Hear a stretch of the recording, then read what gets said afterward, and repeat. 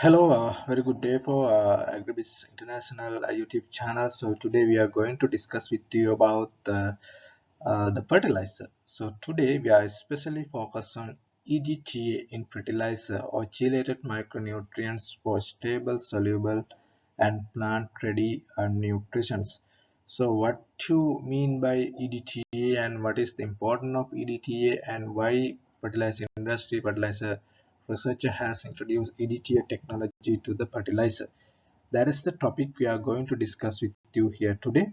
So our topic is EDTA fertilizer. So the first thing you must know, you must understand what is the role of EDTA. So EDTA is actually, in micronutrient management, there are a lot of metallic micronutrients available. There are a lot of micronutrients available. As example, ferrous, zinc, manganese, cobalt, copper. Those are the type of metallic micronutrients. So they are normally available in sulfate form and some other nitrate form like that. So when you apply ferrous sulfate, zinc sulfate, manganese sulfate, copper sulfate like sulfate formula into the soil, so that sulfate is break into the sulfate and the copper available. So copper or the metal ion available, as example ferrous ion, zinc ion, manganese ion, copper ion, like the ion available freely. So what happens, this ion join with phosphate, carbonate and oxide in the soil. So what happened that, so these metallic nutrients become unavailable for plant absorption. So what happened, then we apply to the soil, because of this binding agent. So the ferrous bind with phosphate or carbonate, or they become unabsorbable form in the soil, so therefore it will not absorb into the plant. So with the EDTA technology, what happens, so it's become like a coating like effect. So it's like wrapping of the nutrient particular elements. So ferrous or zinc or manganese or copper, they are really active, but the EDTA layers outside is there.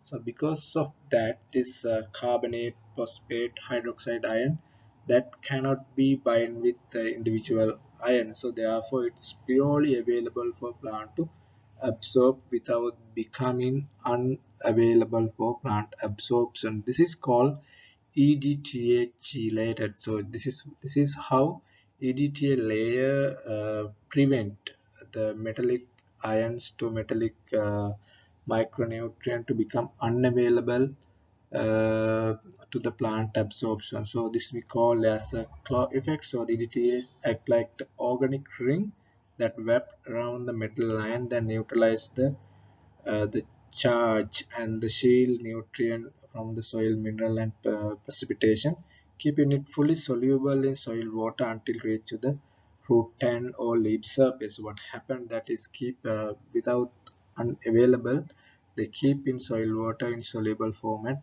So then plant via root or via leaf can be absorbed very fast. So these are the example common EDTA chelated micronutrients: zinc EDTA, ferrous EDTA, manganese EDTA, copper EDTA, calcium EDTA are available. So these are the metal contents available: zinc 14 to 15%, iron 13%, manganese 12 to 13%, like its availability is there.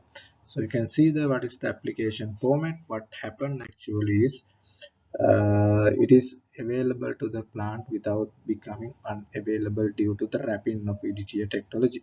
So these are the key benefit of in agriculture. It's highly bioavailable.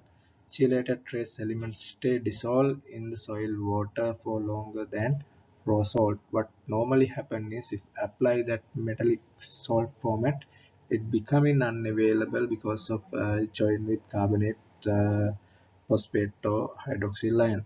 Tank mix capabilities, it wouldn't bind and react premature with the phosphate heavy NPK liquid fertilizer, liquid or pesticide in the spray tank. So it will compatible with the application as a liquid fertilizer. If you use fertilizer in EDTA format, it will not bind.